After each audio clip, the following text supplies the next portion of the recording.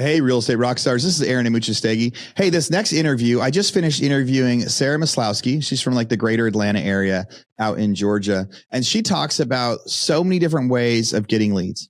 And she talks about how to get leads and income now, especially if you're new, different ways you can figure out what should I do for a few hours a day for the next few weeks to make sure I start making some money. And then she also goes deep into how she started creating YouTube pages for this long-term content. So while she was making money in the short term, like by reaching out to expired listings and for sale by owners and things like that to do on the buyer side, that she also started building up this YouTube page for later. And now she gets 80 or 90% of all of her leads come from no effort at all, just people seeing her YouTube page and reaching out to her. So without further ado, here's my interview with Sarah Maslowski.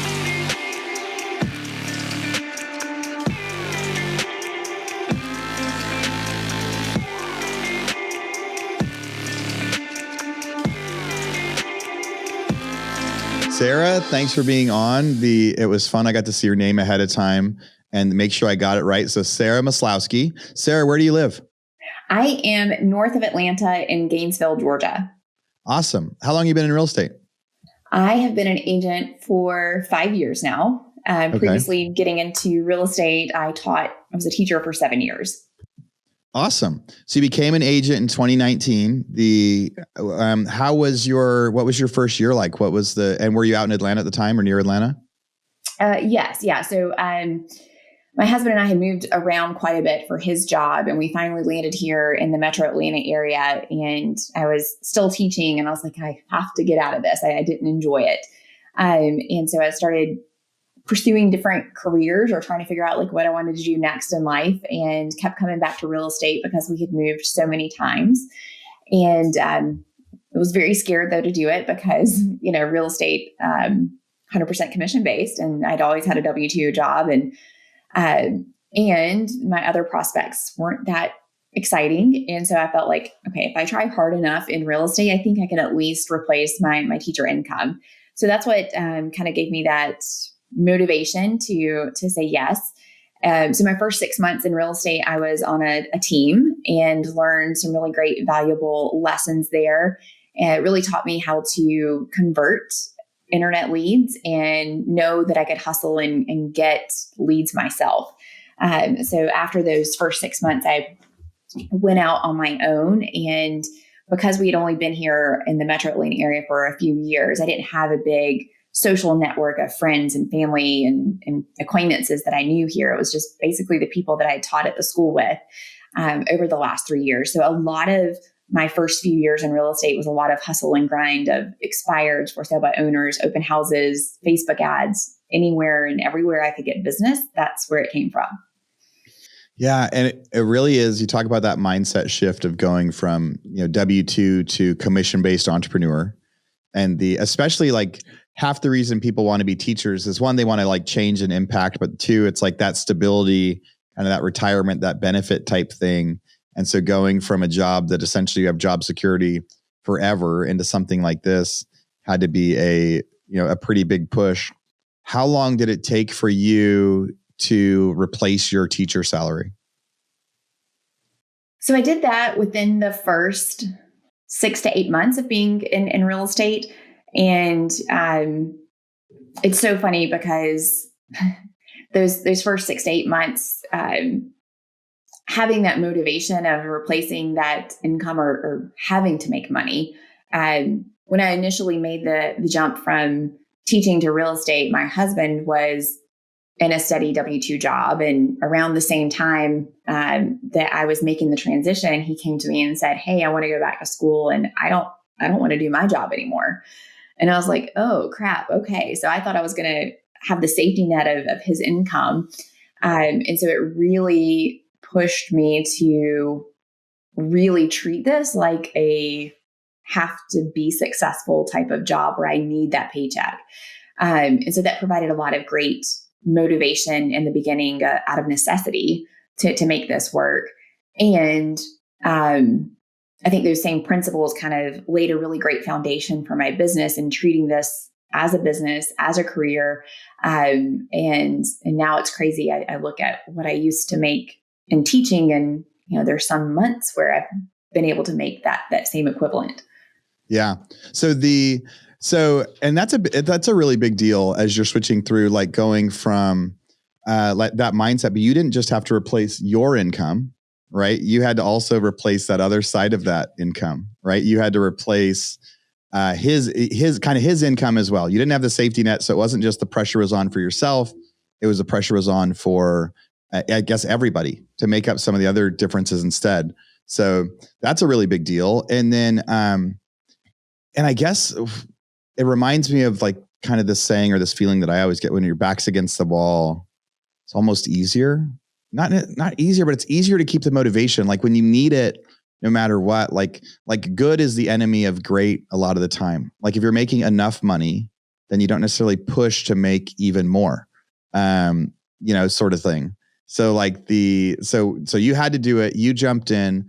So let's talk about, you first joined a team and they helped you with grabbing leads and everything else. What were those first, like, I guess, how'd you get your first deal? Where did your first deal come from?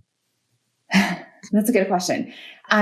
So looking back on it, I knew that I wanted to join a team as a real estate agent because I didn't have a strong sphere and I felt like I needed the opportunity to work leads or be given the opportunity to get in front of people. So that team experience, although I learned a lot from it, it wasn't, now knowing what I know of really great teams that function really well, I realized that team that I was on was not the most well-functioning environment, but it gave me a dialer. It gave me a database of old leads to call.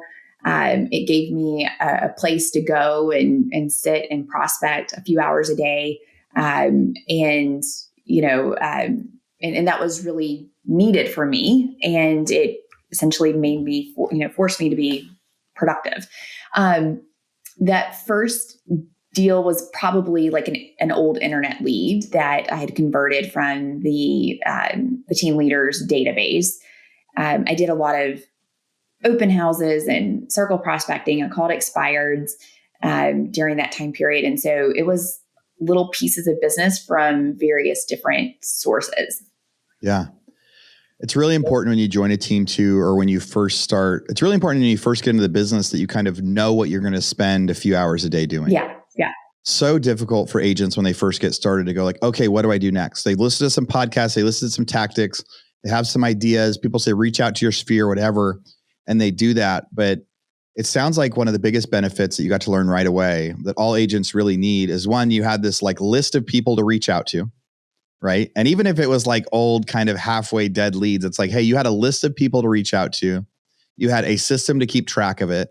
And then you had a dialer so you could go. So at least you knew, hey, today when I get in, I'm going to make calls for an hour, for 2 hours, for 4 hours, whatever it is. And you got to practice some scripts and I think that's super important. And if agents are going to sign up to like join a team, join a brokerage, I always think it's important to ask, what am I going to be doing the first day? Like, what am I going to be doing the first week? What are you going to have me doing that's going to help me get business and get ideas?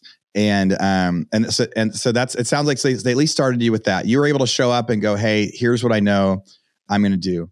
How many deals did you do while you were on that team? So it was either 12 or 15 in those first 6 months of being there. And, I fell into the same mindset of thinking that real estate was going to be easy and that you just had to show up and host an open house and that buyers are going to be like, yes, please work with me. Yeah. I didn't quite grasp, how much of a sales lead conversion business this truly is. And, it is what it is.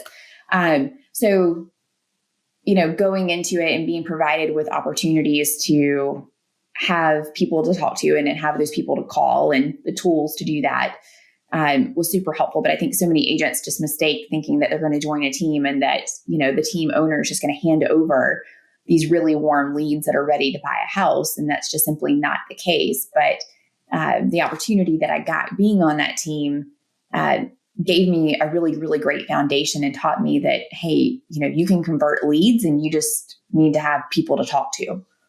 Yeah. So when you went out on your own, did you ever get an open house where somebody walked in and then they became your lead right away? Did you ever get an open house where somebody wanted to buy that house? Yes, that's happened to me once. And I think it happens to everybody once. I think that will happen to everybody once. That one story we can tell. No, I actually, got a lot of business from open houses and, saw it as a very valuable, time to spend. And of course, there was a lot of times where you would hold an open house and you were the only person that ever walked through the door during that time period.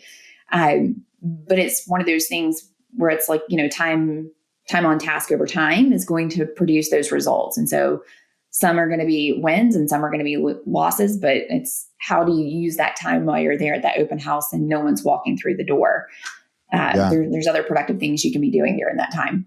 True. Like that's probably really, really good advice. Like not just the same as, hey, when you first get started in real estate, like know what you're going to spend your days doing, calling expireds, calling whatever's, creating databases, whatever it is. Like if you go work for a team, like who am I going to be calling? What am I going to be doing? But also like for things like open houses, like when you go and show up, like what are you ready to do if nobody shows up? Like what's that other stuff that you could be doing in that time? I think that's great. So then when you went out on your own 6 months later and said, all right, now I'm going to run my own deal. Did you start a new database? How did you start putting people in the leads? What was your big thing that was working the best? Yeah. So that team experience, again, taught me that if I had access to a dialer and if I had access to some leads that I was able to, supplement with open houses and other things to earn income. So I went out and bought a subscription to Mojo so that I had access to a dialer and expireds and circle prospecting data. And I took what I learned and ran some Facebook ads to get some cold leads that were coming my way. And so through a combination of that and continuing to reach out to my sphere, I was able to, convert more business. And I think it was 30 something deals that first year out on my own. And looking back on that time, if I go back and look at all the sources of where that business came from, there wasn't one lead source that was like a super major majority of that business. It was a handful of deals from for sale by owners, a handful of deals from expireds, open houses, Facebook ads, Sphere. And, we all hear this in real estate, which is, you need to specialize and you need to focus on a few lead gen levers. And I, in the beginning, thought I had to try and do everything. And, I guess to a good thing and a bad thing, I was having success with a lot of different lead sources. And I wasn't having major success in any one particular lead source. And that was because my attention and time was so divided. And I was trying so many different ideas and so many different ways to generate business. So I want to unpack at least one or two of those ideas or methods and like teach our listeners how they could do it. But so if you could go back and do it all over again, you tried a whole bunch of different lead sources, you did whatever it took to make money. You had a little bit of success in each, but if you could do it all over again, is there one or two strategies that you would focus on? Or have you ever thought like, hey, if I would have just done this, I would have crushed it and made more money or done more deals or been a happier person? I think I would. So within that first year, I was doing video and trying to also incorporate video marketing into the strategy, and was kind of a little bit frustrated because that wasn't really taking off. And I had kept hearing these other agents were having success with video. And I finally came across some agents that were having success with YouTube videos and working with relocation buyers. And when I saw that, I was like, oh, okay, this looks drastically different from what I've been doing. And what would it look like if I'm going to try this? What would it look like if I really focused on just this? I didn't get shiny object syndrome. I gave it my all for 90 days, regardless if it worked or if it didn't work, to go all in on this, still work my database, still work the leads that I had coming in from Facebook ads, but not dividing my time amongst all the things.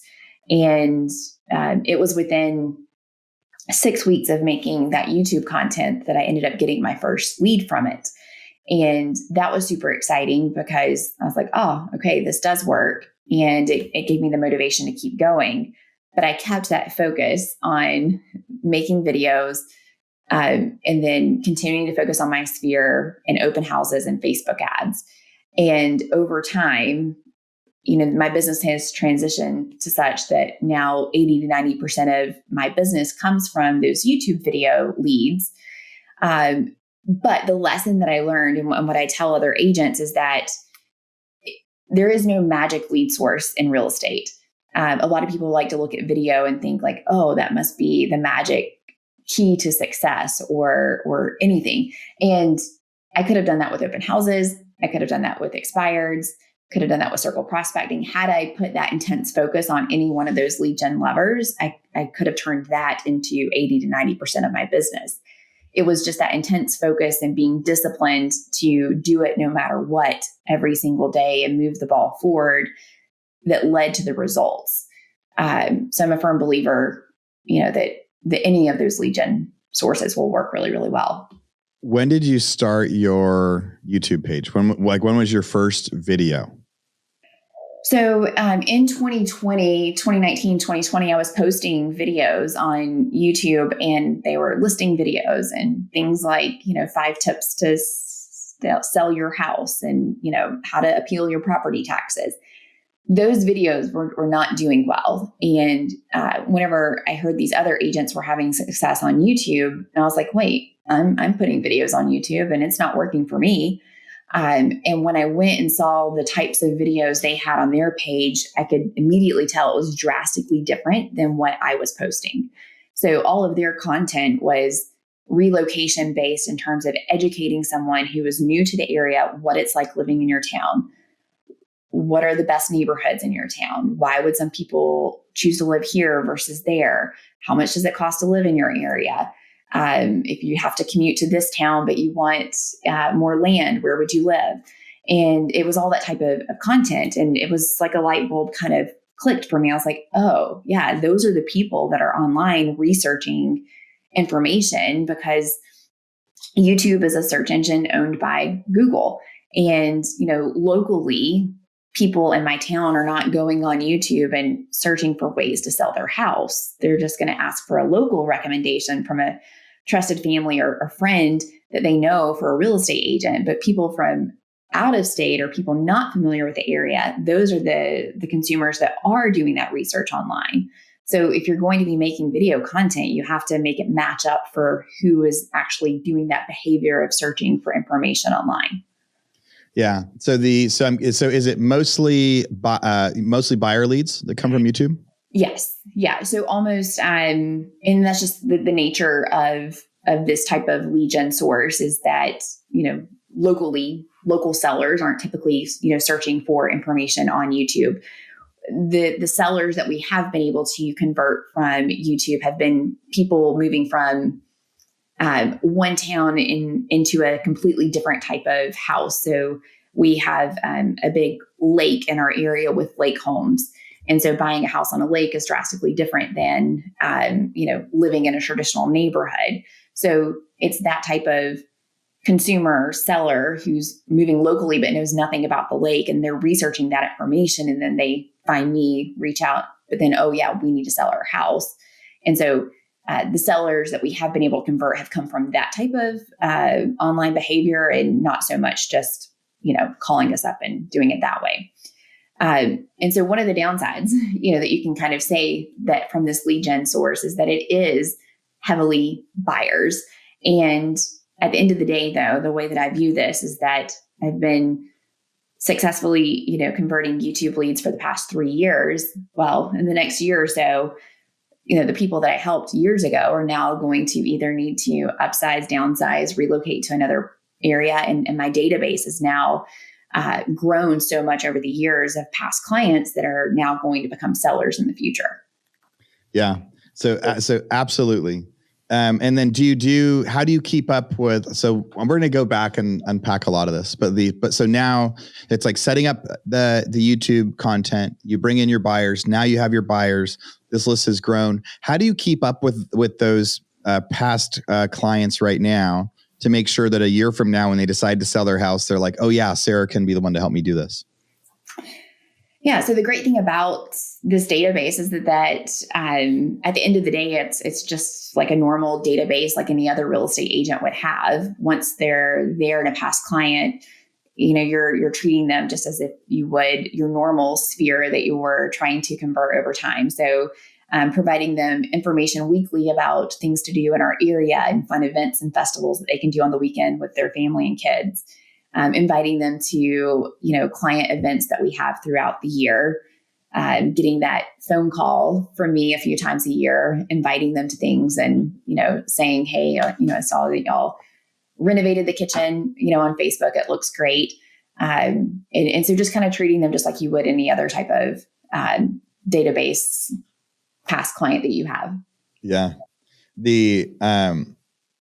I love how you describe so many of those things. And it's fun to, as we go to unpack a few of it, it'll be for those people that we have plenty of listeners that don't know what a lead follow-up campaign should look like.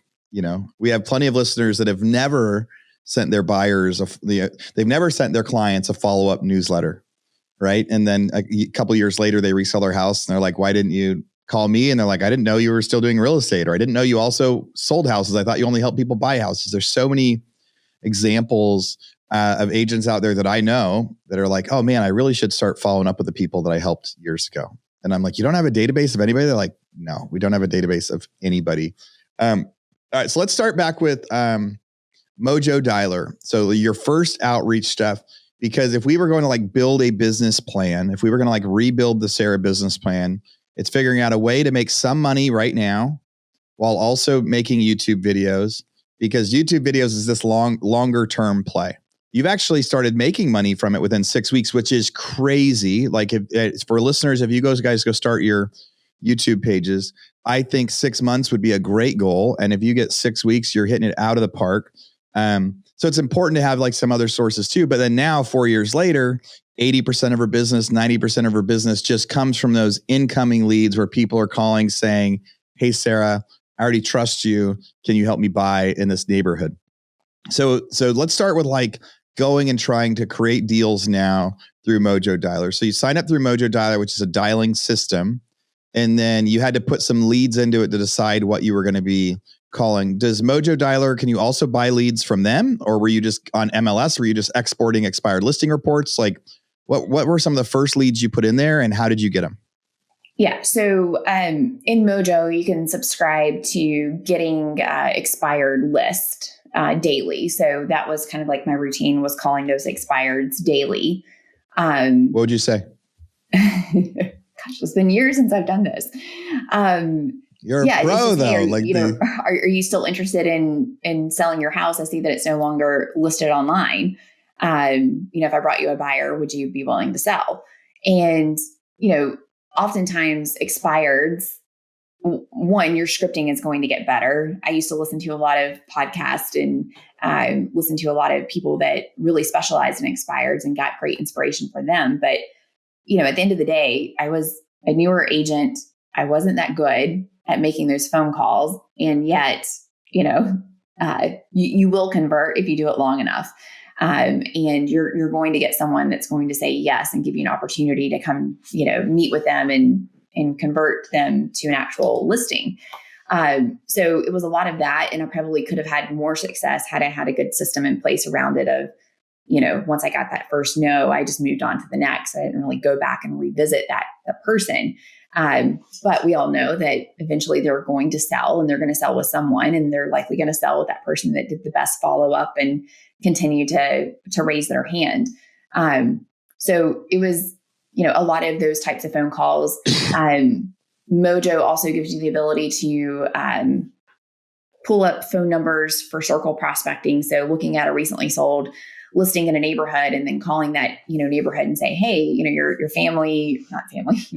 friend down the street just sold their house and it just went under contract. We still have buyers looking in the area. Have you considered selling? And you do that enough times and eventually someone's going to say, yeah, we've actually considered, or yeah, we're planning on listing our house in a few months. And so converting leads that way. So Mojo was a and there's lots of other tools out there very similar to it, that was a relatively low monthly investment, but it gave me access to phone numbers and people that I could call. Cool. And one of the things you would have done different is when the first person says no, you would have said, hey, would you mind if I follow up with you in a couple months? Right? Like, because essentially, I think what you just said is like, when you got a no, you were like, okay, you'd move on to the next, instead of realizing like you could have still followed up with those people, a month from now, because now they're in your database, if tracked properly. So then it's just one extra phone call. Yeah. And it's even, giving them a call, the next week and saying, hey, I know that you probably got inundated with phone calls last week and you probably weren't, in a mindset to have this conversation, and converting it that way. There's a lot of great agents that have really great expired systems kind of built out for a cadence of how and when and how often to touch those initial no's to turn them into yeses. I was just looking for, the right now opportunities, and that, obviously works for some, and yet it could have been more fruitful had I, built out that system and followed through a little bit better. Yeah. I know you said you listened to our podcast years ago when you were getting started. Yes. Can you think of any tip you heard on the podcast that you ended up applying in your business, or what was like, or what were you getting out of the podcast back then? I think for me, it was just that daily motivation of, it was my routine to listen to the podcast every day driving into the office. And it was just that repetition of hearing all of these successful agents, their struggles, that it wasn't, an easy necessarily business to do, but I was getting proof of success every single day and getting that inspiration from all different types of agents that they were being successful. And, our business is, a lot of times people just show the nice, pretty side of it, and we show the results, but we're not showing the hard work and the failures and the tears and the frustrations in the background of what it took to get to that success. And for me, hearing that and being reminded, daily was very instrumental in helping me understand my own failures, and that this was just part of the process. Yeah. So we start with some sort of an outbound dialing system. There's lots of different types of leads people can get. There's the distressed homeowner leads. There's the expireds. There's the for sale by owners. There's different things to follow up. I like what you said too, of like right after that first call, like whatever your script is, you try it. And even if you're a new agent and you hate doing calls, it's like, just do the calls, because you'll get better at it and you'll get more comfortable at it. And someday you're going to help somebody, and then it'll be really easy, because it takes like so many no's before you get a yes. And then I really like the idea that you said of, because agents also need to stand out, right? Because every technique that we're going to talk about, right? Like YouTube or reaching out to expireds or for sale by owners, a lot of people are doing that, right? And so figuring out a way to stand out, I like that idea of calling a week after, because I don't think all the agents do that part, and saying, hey, you probably got 1 billion calls last week. Every time I have a listing that expires, I'll start getting calls like 5 a.m. the next day. Right? Like 5 a.m. and I'll get them all day long, but then I usually don't get any more. Right. And so so by that time you're getting so many calls that day, you're like, yeah, you're fed up with it. You don't want to take them. But then a week later, maybe at first people are like, no, it's fine. I'm going to wait for my number. A week later, they're sitting on it. They're realizing like, oh, they're sad it didn't sell, or they need the money or something else. And so then they're going to reach back out. So I love those methods of going out and getting leads. So now let's talk about building a YouTube channel. You're talking about the sorts of thing, and I've interviewed a lot of people that have built YouTube channels that have become this like huge lead source. And I think what you said is the skill set is, if you're going to start a YouTube page somewhere, like anybody in your town, you want to think of like, who is your ideal client that you want to serve, whether it's price point or whether it's first time buyers or whether it's a certain neighborhood. Like, who are the people that you want to serve? Is it everybody in the greater Atlanta area?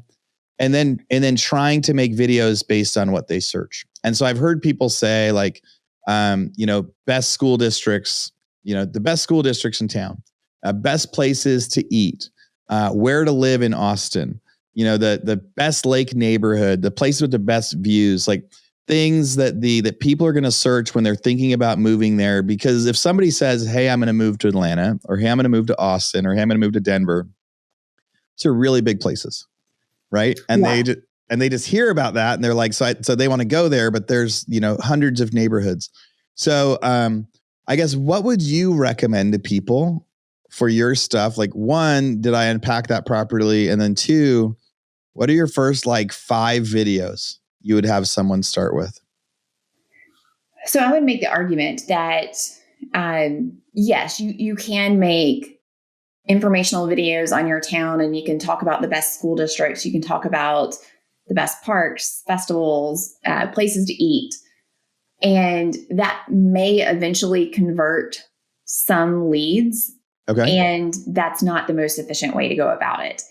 Great.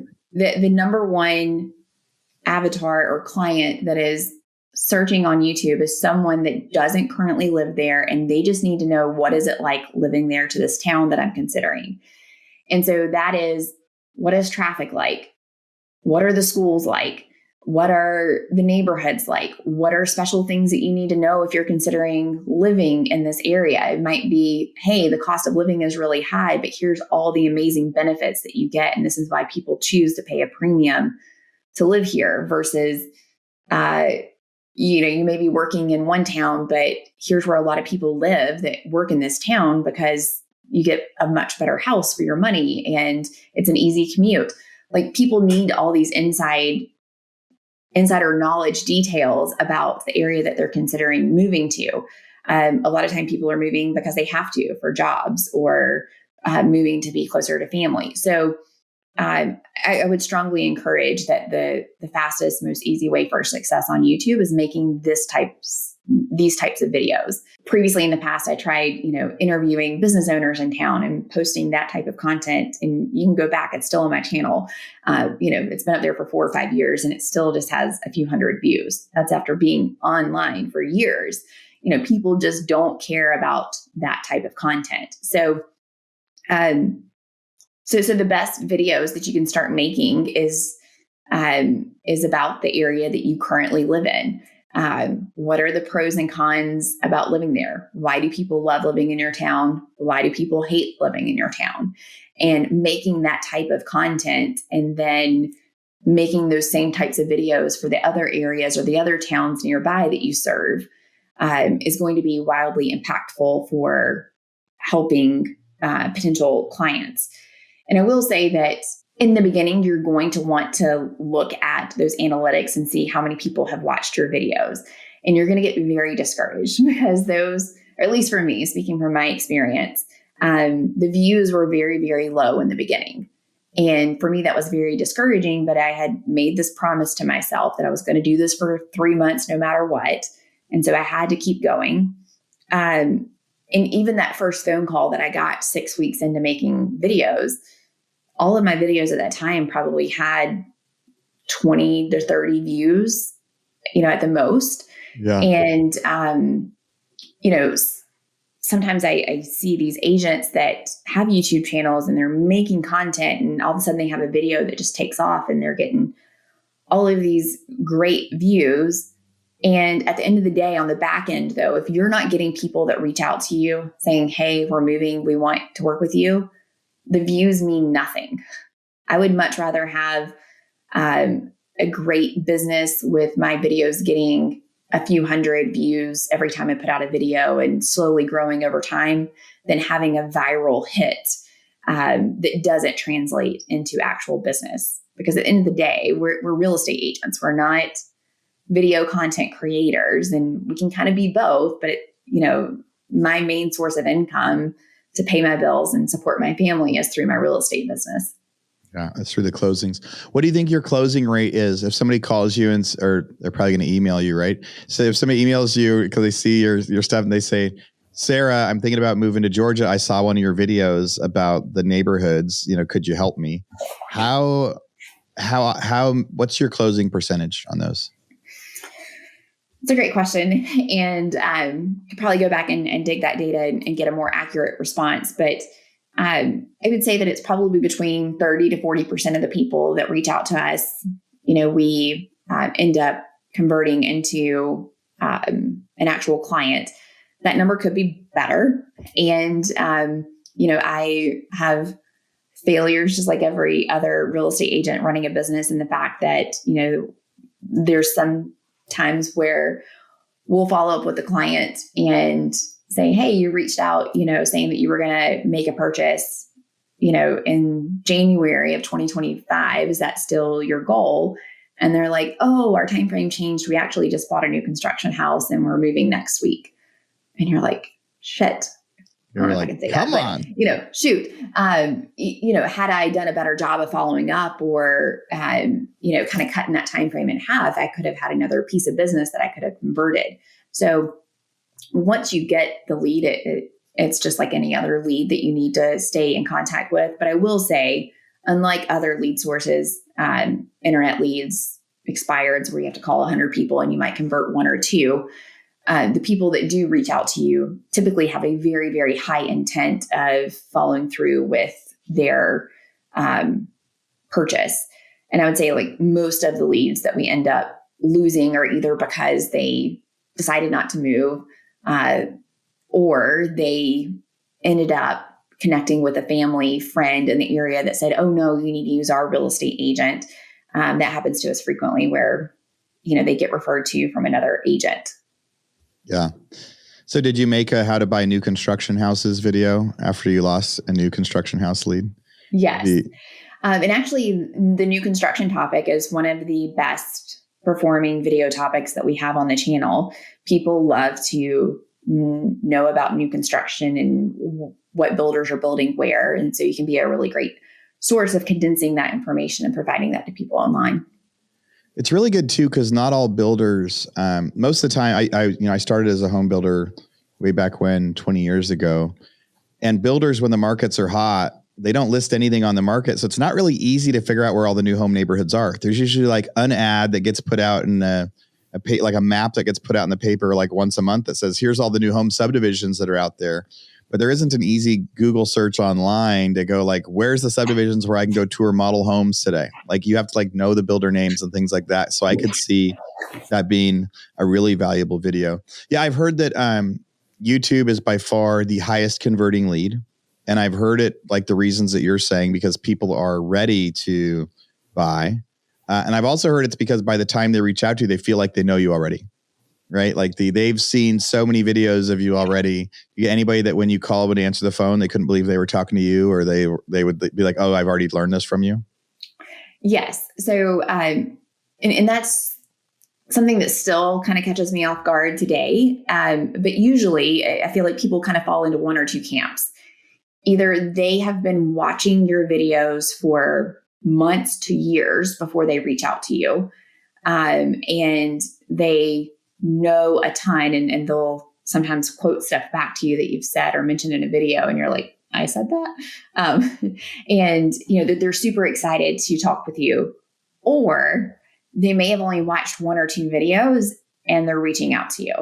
And sometimes those clients are a little bit harder because they don't have that sense of loyalty. They don't necessarily have that built-in trust. And so sometimes I fall into the mindset of thinking like, oh, if they're reaching out because of YouTube videos, they've watched a ton of them. But I've recently, kind of came to the realization that not everyone is binge watching or, watching 10 videos before they reach out.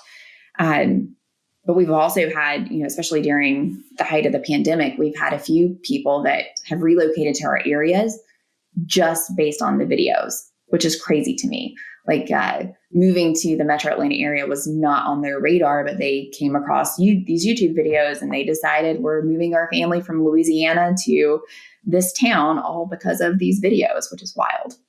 It is wild. It's an interesting point though, because like I've heard so many people say, no, by the time they call, they feel like they already know us. And you're saying that's true, but you can't treat them all like that, because there's plenty of them that are also like, you're the first agent. It's almost like a Zillow lead. Yeah. Where they see your thing, they're calling to show the house, but you still have to fight for it. I went and found your page while we were talking here. So like, and listeners, like if you're thinking about building a YouTube page, you just really have to go check out Sarah's page, because the things that she talked about and what to focus on. So your page is moving to Georgia. Did I find the right one? So which is so great too. So it's at moving to Georgia. So when someone is searching any sort of question, when the videos come up underneath it, moving to Georgia is one of those things they're going to see. So that's going to be like this quick filter. Some of the videos that Sarah's doing, it says, never buy these type of houses in Georgia. Why is everyone leaving Florida for Georgia? What's it really like living in Buford, Georgia? Southern living names, Gainesville and Alpharetta, the best. Is this the bottom of the Georgia housing market? Yeah, that's something that people are questioning like crazy, right? What are house prices going to be doing in Georgia? California versus Georgia, which state is for you? So for you guys out there, the ones that you've got 52,000 views on, what you need to know before buying a house in Georgia. Great video, great title. Any listener could do that for their market, for their area. Real stuff to know before moving to Georgia. North Georgia versus South Georgia. Where should you live? What you need to know before buying new construction. And that is your fourth highest video, is your what to do before buying new construction. So it's just like you said, the questions that people are going to be Googling, and listeners, if you're thinking about going to kind of rebuild one of these systems, I think Sarah's page is a great place to go check that out, because in so many of those places you can do it for your own area, start building up. And I think I do like the idea of the questions that you're doing are much more targeted. It's automatically going to filter out, even if you only get 300 views, it's filtering out someone that wanted to consider moving to Georgia, that wants to know about buying a new construction home. So even if you only get 300 views, it's so targeted on that right avatar that that you're going to have a higher conversion from those two. Well, this has been a lot of fun as we start to like close out. I love that you got to listen to the podcast when Pat was on it many years ago as you were building your business. Is there anything that you wish you would have known when you first started in real estate, about real estate in general? Now that you've been doing it for 5 years, now that you're really successful, like what's something that was a surprise? You're like, I really wish I would have known that, or you would go back and tell yourself today. I think in the beginning, it was really a difficult transition for me to understand how much failure you're going to experience in real estate, and kind of like that emotional resiliency that you need in order to be successful. So I remember in the first year, a deal falling apart, and my entire world just came crashing down because this one deal fell apart, because it was the only deal that I had under contract. And, I was really kind of like wallowing in self-pity. And I finally had a good person in my world say, you feel this way because it's the only deal you have. Your pipeline isn't big enough. And other agents, this isn't the end of the world, because they have 3 or 4 other deals pending and they just keep moving. And so building up that emotional resiliency and being able to keep going and understand that this is a business and you have to get over yourself was very challenging for me in the beginning. And, it's a skill that I'm thankful for, that I've gotten better on, but yet I'm still improving on every single day. So I think that's important for agents to know that this is normal. I also had a really great real estate coach that told me in the beginning, I kind of had a moment of like, why isn't this working out? It's like, I feel like I'm doing all the right things, and the things just don't seem to be falling into place for me. And his advice was, the first 3 years in real estate is incredibly hard. You just have to get through those first 3 years. And I think the message on the backside of that, kind of being on the other side, is just, it takes time to build up confidence. It takes time to know what you're talking about. It takes time to learn from your mistakes and failures and get better. It just takes time to get that experience of working with clients. And, that was in a weird way reassuring to me to realize like, oh, it's just not easy for everyone, or it's not easy for anyone really. You just have to muscle through it. Yeah.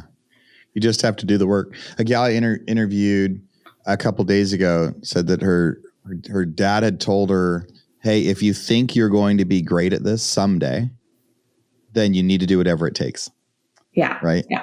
And it's a lot of that someday, because a lot of real estate is very unlikely it's going to be a today or this week or this month or in a couple months. It's going to be way more likely that that your success comes someday if you do everything it takes today. Sarah, it's been really great getting to know you today and getting to hear. When I search your name online on YouTube, there's tons of like videos and interviews you've done out there to kind of help people build their YouTube pages, talk about different things. If people on here want to send a referral over to Georgia, if they want to reach out to you for more advice on how to do their YouTube page, or they just want to connect, what's the best way they can find you?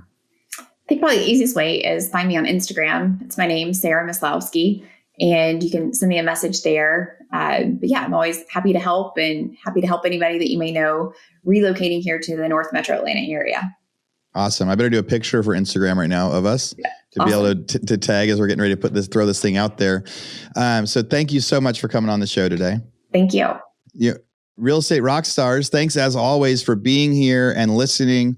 If you haven't found your tribe yet, or you're still out there wondering if you're alone and you're listening to this podcast, but you still feel like you are doing real estate by yourself, you should really consider come joining us at our mastermind in March out in Austin. I host this thing every year. It usually sells out a few months in advance, and we get a bunch of listeners from around the world to come hang out in Austin for a few days.